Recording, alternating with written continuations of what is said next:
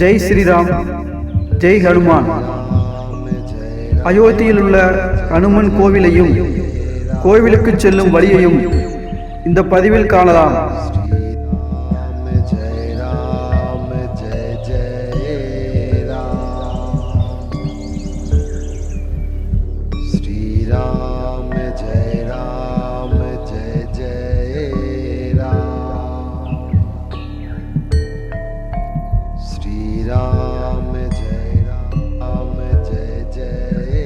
அயோத்தி ராமர் கோவிலின் நுழைவாயிலில் இருந்து வலதுபுறமாக 300 மீட்டர் சென்றால் இடதுபுறமாக ஹனுமன் கோவிலுக்கு செல்லும் வழியை குறிக்கும் அறிவிப்பு பலகை வரும்.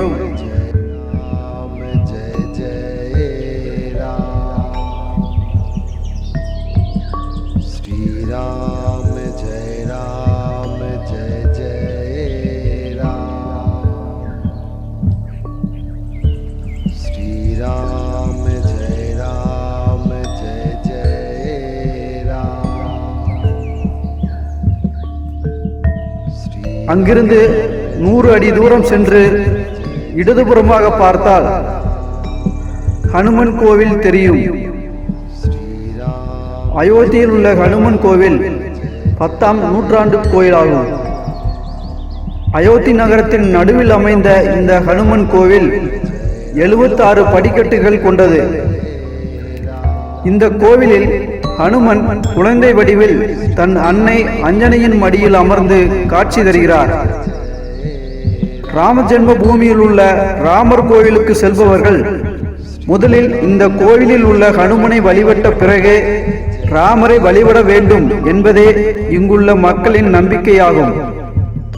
ராவணனை வென்று ராமர் சீதையுடன் திரும்பிய பின்னர் ஹனுமான் அயோத்தியிலேயே வாழ்ந்து வந்தார். எனவே இக்கோயிலுக்கு ஹனுமன் இல்லம் என்று அழைக்கப்படுகிறது.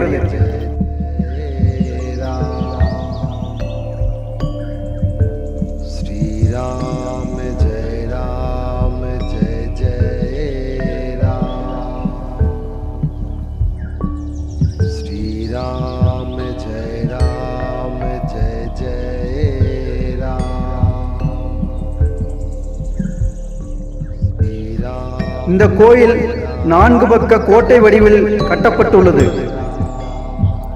இங்கு ஒவ்வொரு மூலையிலும் ஹனுமான் கோயிலுக்கு கொண்ட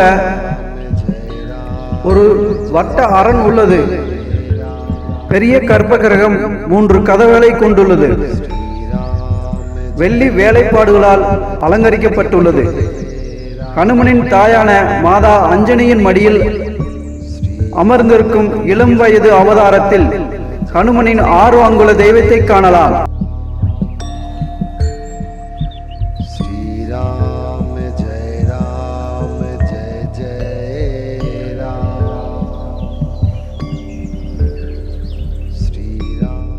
ஸ்ரீ கௌரி சங்கர் தாஸ் ஜியின் கூற்றுப்படி விஜயஸ்தம்பம் என்று அழைக்கப்படும் ஒரு வெற்றி தூண் உள்ளது. இது லங்காவிலிருந்து ஹனுமனால் வாங்கப்பட்டது மற்றும் ராவணனை ராமர் வென்றதை கௌரவிக்கும் வகையில் இங்கு நிறுவப்பட்டது. ஜெய் ஹனுமான், ஜெய் ஸ்ரீராம். நன்றி.